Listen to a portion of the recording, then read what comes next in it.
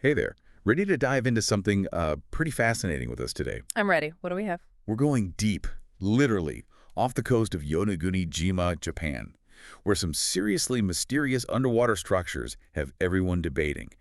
Natural wonders. Or could this be evidence of a lost civilization? Oh, I've heard about this. The pictures look pretty wild. We had to dive in, get ready for some intriguing evidence, and you'll hear from those who've seen it firsthand. No speculation, just the facts.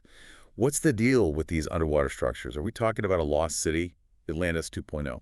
That's what's so fascinating. It's not just about some cool rocks under the sea. This is about how we interpret the past, right? How we look at evidence and try to piece together history. It makes you think about the incredible power of natural forces, but then also about the very human desire to find, I don't know, traces of ourselves. Echoes of the past in the most unexpected places. I like it. Exactly. And that's what makes this deep dive so compelling. Okay, so let's get oriented. We're talking about a site known as the Yonaguni Monument, right? That's right. Paint a picture for us. What are we actually looking at down there? So imagine this. You're diving down, the sunlight fades as you descend, and suddenly this massive, almost otherworldly structure emerges from the blue. Okay, I'm picturing it. Keep going. We're talking about a rock formation roughly the size of a football field, with some sections rising over 25 feet high. Wow, that's massive. What makes it so intriguing, though? Is it just the size? It's more than just the size, it's the features.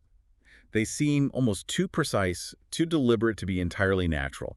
You see these huge, almost perfectly straight walls, some meeting at near-perfect right angles. And then there's what appear to be steps carved into the rock, leading up to platforms and terraces. Really? It's that detailed? It's those details, along with the sheer scale of it, that have some researchers convinced this can't be just a quirk of nature. So who stumbles upon this underwater enigma? How does this all come to light? Well, picture this. It's 1986, and Kiichiro Aratake, a local dive tour operator, is exploring for new dive sites near Yonaguni. So not a scientist or anything? No, not an archaeologist or a geologist, just a guy who loves the ocean. And then, boom, he encounters this massive, seemingly sculpted structure rising from the seabed. Now, you might think he'd race to the surface, shouting from the rooftops about his incredible find. Well, let's be honest. I know I'd be blasting it all over social media. Check out what I found. Right. But surprisingly, AirTech kept it under wraps. Why? You'd think he'd want the recognition. There are a few reasons, but I think initially he was sworn to secrecy. He was concerned about protecting this incredible place from potential damage, especially if it became a huge tourist attraction. And there was also the fear that authorities might restrict access if it were officially declared an archaeological site. He wanted everyone to be able to experience the wonder. That makes sense. Protect what you love. Yeah. Like finding a hidden treasure chest. You want to share the riches, but you also want to protect it from those who might exploit it. But some secrets are too big to stay buried, right? Exactly. Word eventually got out, and it wasn't long before the scientific community dove in, both literally and figuratively. And that's when the real debate began. So the world is watching, divers are buzzing, and scientists are suiting up ready to dive into the mystery, both literally and figuratively. I like that. Literally and figuratively, that's a good one. Well, it's true. It is. So who are the major players in this whole debate? Give us the rundown. Well, on one side, we've got researchers like Masaki Kimura, a marine geologist who dove headfirst into this whole Yonaguni Monument mystery. Okay, so what has him convinced it's human-made? What are the big clues he's picking up on? So he points to some features that seem, well, beyond the realm of natural processes. For instance, there's this one formation he dubbed the spider's step. A spider step. Okay, now you have to tell me more. What is that? So picture this. A series of perfectly square platforms, almost like steps, descending at a steep angle. Okay, I'm picturing it. Each platform is remarkably smooth, with edges that appear precisely carved. Kimura argues that this level of detail and precision, especially across such a large structure, points to human intention. So it's not just the shapes themselves, it's the precision that's got him saying, humans did this, right? Exactly. He argues that while nature can create some pretty impressive formations, the Yonaguni Monument exhibits a level of planning and execution that just screams human intervention. So is he saying it's Atlantis then? Or I guess Japan's version of Atlantis? Kind of. He believes it could be a remnant of Mu, a mythical lost continent said to have vanished beneath the Pacific. Wow, Japan's Atlantis. Okay, I can see how that would get people's imaginations going. Yeah, it's definitely captured a lot of attention. But there's another side to this story, right? What about the scientists who are saying, hold your seahorses, this is just Mother Nature at work? Oh, absolutely. And they're not just being party poopers or Of anything? course not. Gotta love a good scientific debate. Right. And they've got some pretty compelling evidence, too, based on the geology of the region.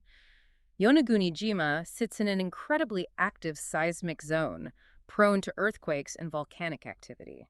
So lots of geological upheaval. How would that explain what we're seeing in the monument? Well, imagine molten rock pushing up from the Earth's core, fracturing existing rock formations, creating those seemingly perfect, straight-edged walls and platforms. Over millennia, the constant movement of the Earth's crust could have shifted and tilted these formations, creating the angles and terraces that look so deliberate. So what looks like a staircase to us could just be a result of, like, a tectonic tango. What about those smooth surfaces and what appear to be tool markings? Surely nature can't replicate that level of detail. That's where erosion comes in. Remember, this is a coastal region with strong currents, powerful waves, and even typhoons. Right, so we're not talking about calm waters here. No, not at all. These forces can carve away at sandstone over time, smoothing out those rough edges and even creating grooves that resemble tool marks. So that chisel mark could just be centuries of pounding waves and shifting sands. That's what they're saying. They argue that nature might not be as precise as a laser cutter, but it can definitely pack a punch over time. It makes you think, doesn't it? It really does. But hold on, we haven't even touched on those land-based formations found on the island. Didn't you say they kind of resemble the underwater structures? Absolutely, yeah. And that's where things get even more interesting. Imagine exploring the coastline and finding similar, though less defined, formations. Almost like nature was experimenting with the design on land before taking it underwater. So if nature can create those shapes on land, it stands to reason it could do the same underwater, right? Yeah. Does that strengthen the argument for natural formation? I mean, it certainly adds fuel to the fire, but here's the kicker. Even if that base structure is natural, could ancient humans have stumbled upon this already impressive naturally formed site and modified it? Interesting point. Right. And we see examples of this throughout history all over the world. Civilizations building temples into caves, carving monuments out of existing rock formations. It kind of blurs the line, doesn't it? It really does, between what's entirely natural and what might have been given a helping hand, by humans over time. Yeah, exactly. So how do we know for sure? Almost like stumbling upon a half-finished sculpture Exactly. and trying to figure out, was this nature or a master artist who just walked away one day? I like that. It's such a captivating debate, too, because both sides have such compelling arguments, right? So where does that leave us? Have we gotten any closer to actually figuring out this whole underwater riddle? Well, that's the million-dollar question, isn't it? It really is. And the truth is, there's no definitive answer. Not yet, anyway. The Yonaguni Monument, it's still an enigma. It's like that whole, if a tree falls in the forest and no one is around to hear it, does it make a sound? Like, in this case, if these incredible formations exist, but we can't definitively say whether humans were involved in their creation, does it change their impact? I think that's a great point because beyond the scientific debate, there's this undeniable awe, right, surrounding the Yonaguni Monument. Yeah, absolutely. Even just watching the video you shared, the way the sunlight filters through the water, illuminating those sharp edges and mysterious platforms, the fish swimming through, it's otherworldly, no matter how it got there. And it's not just the visuals. The divers who go there frequently, they talk about an almost spiritual atmosphere, especially in the summer months when the visibility is better. Really? One diver even described it as swimming through a cathedral of silence. Wow. Gives me chills just thinking about it. It really makes you realize the power of mystery, right? I mean, the ocean already holds such a sense of wonder, the unknown. And the Yonaguni Monument, it just amplifies that. Reminds us that we haven't uncovered all the secrets of our planet, not even close. That there are still places out there where nature, and yeah, maybe even history can surprise us. It makes you wonder, what else is down there?